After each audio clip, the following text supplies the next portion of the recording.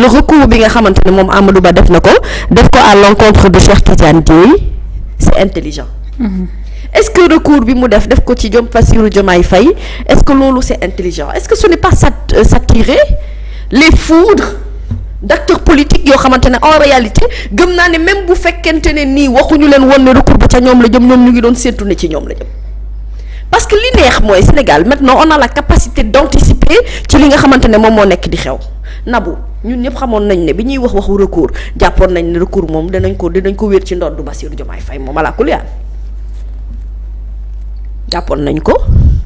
ñu bari jàppoon nañu ne bu recours dee am maanaam yeneen candidats yi nga xamante ne jàpp nañu ne dëgg-dëgg ñii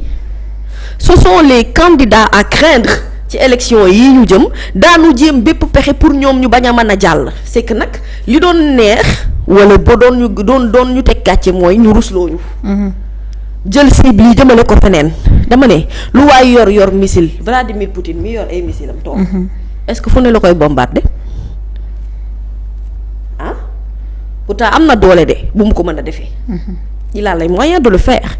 mais il est tellement intelligent c'est ça qu'on appelle de la diplomatie. Politique dafa laaj intelligence ci lu bëri bu dee élégance le terme n'est pas un mot qui plaît à certaines personnes parce que c'est vrai que d'accord naa ak ñoom élégance moom ci wàllum politique léegi actuellement amatul Cheikh Tidiane Dièye nee na ko bu dee preuve bi nga yóbbu ca conseil constitutionnel mooy photo ba ma taxaw ak Ousmane Sonko ca 2019 dangaa juum loolu du preuve. Avenir bi ñu bokk mooy moom li nga xamante ne ci loolu la nekk ci loolu lay yëngu ci wàllum politique te moo am aussi ñu mu ci àndal ñoo xamante ne boobu ba tey Cheikh Tidiane Dièye c'est quand même quelqu'un bi nga xamante ne depuis qu'il est dans l'espace politique en tout cas il pose des actions yoo xamante ne c'est clair et limpide. Maintenant est-ce qu'on doit reprocher à un candidat d'avoir une certaine proximité avec un autre candidat qui dérange? La vraie question mooy léegi lan mooy réalité bi dans le vrai sens du terme les gens n'ont pas le droit de connaître Ousmane Sonko ou d'être amis avec Ousmane Sonko ou tout simplement d'être sympathisant de Ousmane Sonko nekkatul droit pourtant droit la ce n'est pas un crime dans ce pays. Xam nga Cheikh Tidiane Dièye il est même allé plus loin quand il va jusqu'à dire que décision au conseil constitutionnel bu génnee le 20 maa ngi koy dégg tey RFM je pense ce matin. Et que bu fekkente ne le nom de Ousmane Sonko mu ngi ci liste bi moom day retiré wu ci candidature am xanaa kon moom wan na leen ne dawul yootaa ci li nga xamante ne moom moo dox ci digganteem ak Ousmane et loolu acte de grandeur la léegi la balle est réellement dans le camp du conseil constitutionnel qui doit définitivement statuer sur la participation de ces candidats-là mais lii Amadou Ba def c'est-à-dire retour de balle la pour moom au lieu mu jural ko lu positif man dama jàpp ne daf koo jural lu gën a négatif c'est-à-dire que aujourd'hui yokk na cote de popularité wu Cheikh Tidiane Dièye ndax ñi ko xamul woon ñu ngi koy commencer xam. La sortie qu'il a fait hier il a bien pesé et utilisé le bon vocabulaire pour s'expliquer par rapport aux Sénégalais et ce sont les Sénégalais qui jugent beneen bi ci topp mooy même le recours bi mu def à l'endroit de Bassirou Diomaye Faye le plus grand silencieux c'est normal parce que ma nga Cap Manuel donc finalement on se demande qui sont les vrais défenseurs de Bassirou Diomaye Faye et en Bassirou Diomaye Faye tu vois la personne de Ousmane Sonko on est d'accord léegi wax ci mooy est-ce que moom gagné na ci en termes dëgg-dëgg de reconnaissance soit de la vérité ou allant dans le sens de xëy na dut baaraam tuuma loo xamante ne dafa jàpp ne lii lu ñu war a leeral la ci mbiri conseil constitutionnel mais dama gëm ne lii dafa gën a chuter loo les points de Amadou Ba Amadou nay wax ay nit ñu amul xam-xam di ko conseiller bu baax ci ay stratégie politique yi muy teg beneen ba ca topp mooy wax dëgg yàlla recours pour recours moom it waroon nañ koo recours ndax nag dama yaakaar ne mënul nekk candidat continuer di nekk premier ministre lii kañ lay jeex kañ la Amadou Ba di teggi ndombal tànkam en tant que premier ministre di jël ses responsabilités en tant que politique et candidat de Benno Bokk Yaakaar est-ce que tamit déposé wul recours bi pour pouvoir exister ndax gis nañu tas bi mu déposé recours diggante mag Karim ku nekk di sànni sa morom ay flèches. est-ce que moom tamit jàppul ne dafa war a déposer recours pour bokk ci coowal politique bi vu que actuellement langue politique bi dafa nekk en ébullition et que pic yaa ngi jóge de partout ku nekk mu ngi sànni sa morom pour pouvoir nit ñi mën di wax ci yow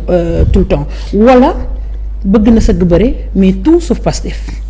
waaw c'est-à-dire que bu fekkente ne première hypothèse bi ngay wax dafa bëgg exister politiquement il n'en a pas besoin il existe déjà. Il existe déjà pour la toute bonne et simple raison que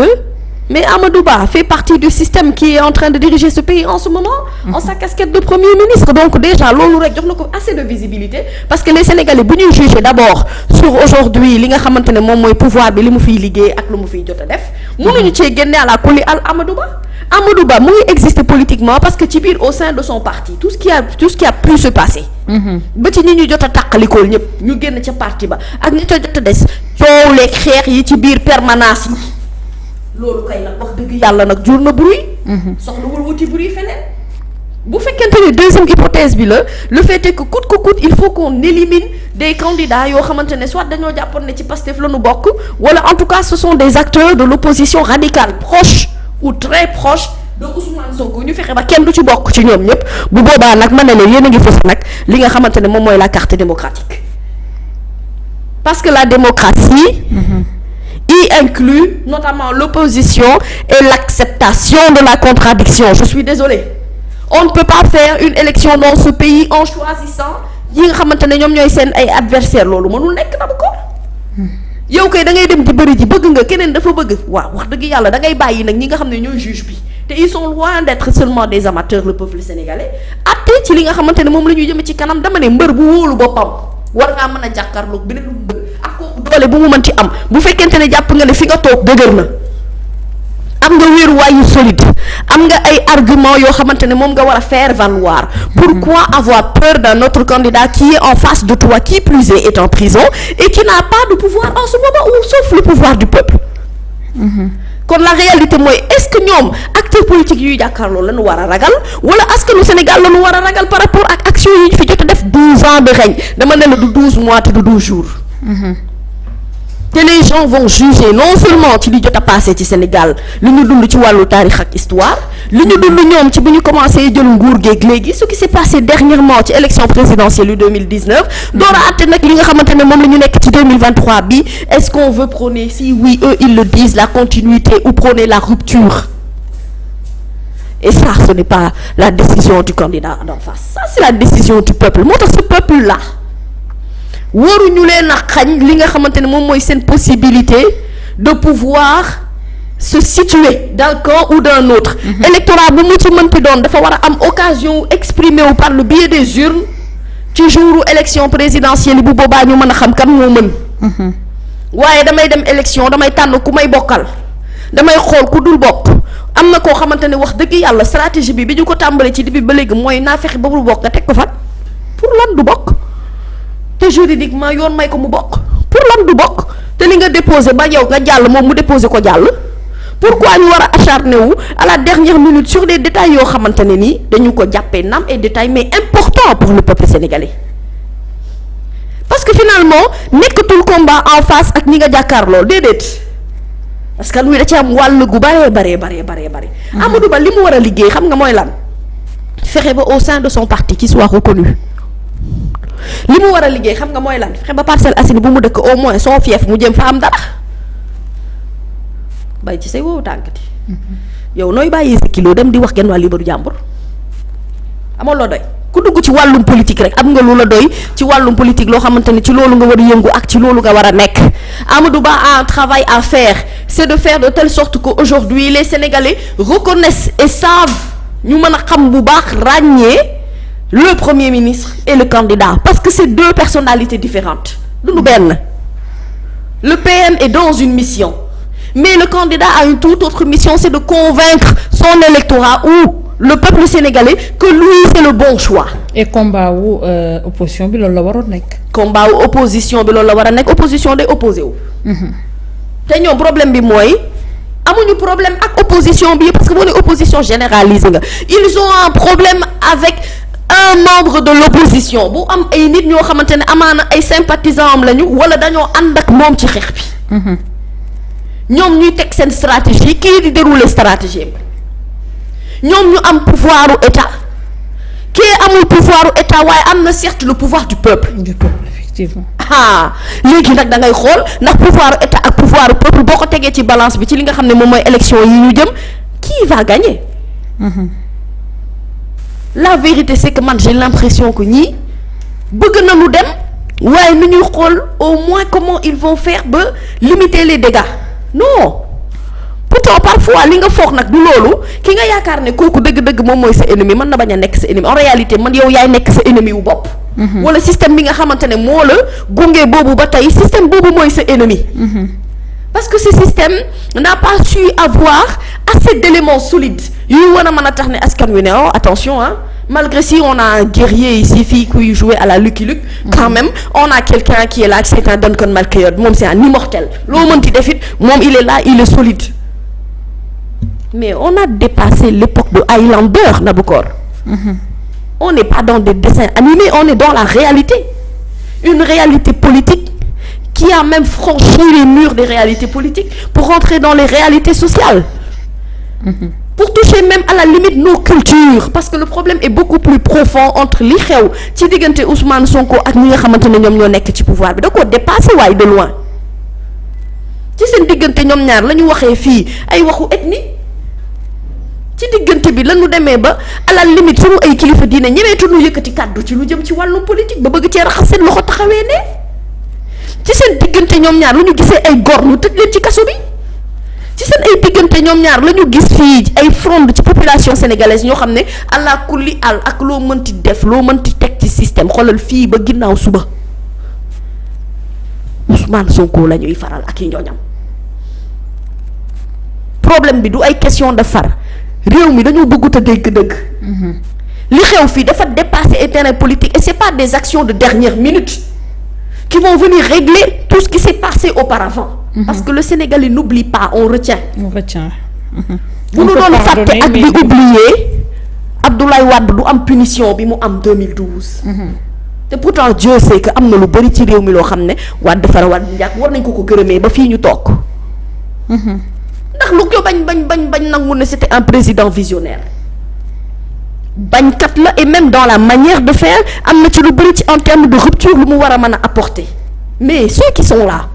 ils ont eu des choses à faire bien très bien même yu ñu jot a liggéey yoo xamante ne sénégalais yi ils ne sont pas nihilistes te itam sequñu kook ay baadoo la mais dafa am loo xamante ne dafa ñëw écraser lu bari loo xamante ne jotoon nañ ko fi def ci ay points positifs et vous croyez que loolu c'est un recours de dernière minute ou à quelques jours des élections présidentielles que les choses vont changer non bëri bi day am bëgg